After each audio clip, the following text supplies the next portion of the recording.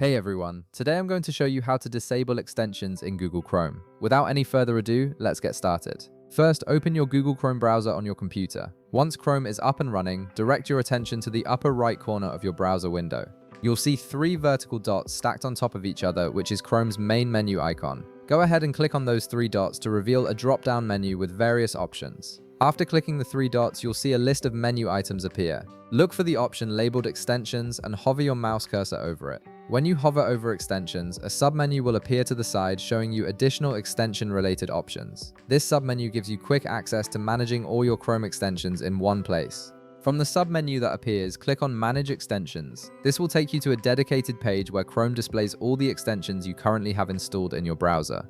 This page is essentially your extension control center, where you can enable, disable, or remove any extensions whenever you need to. Now that you're on the extensions management page, you can see all your installed extensions listed out with their icons, names, and descriptions.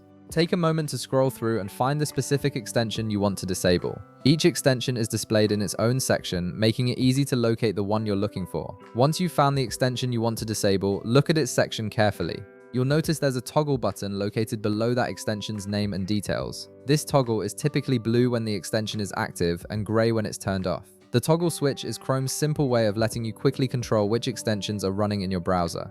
Click on that toggle button to turn it off.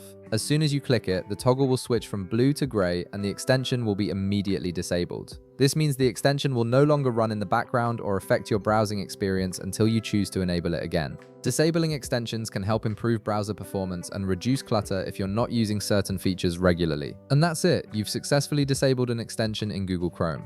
If this video helped you out, be sure to leave a like, subscribe, and I'll see you in the next one.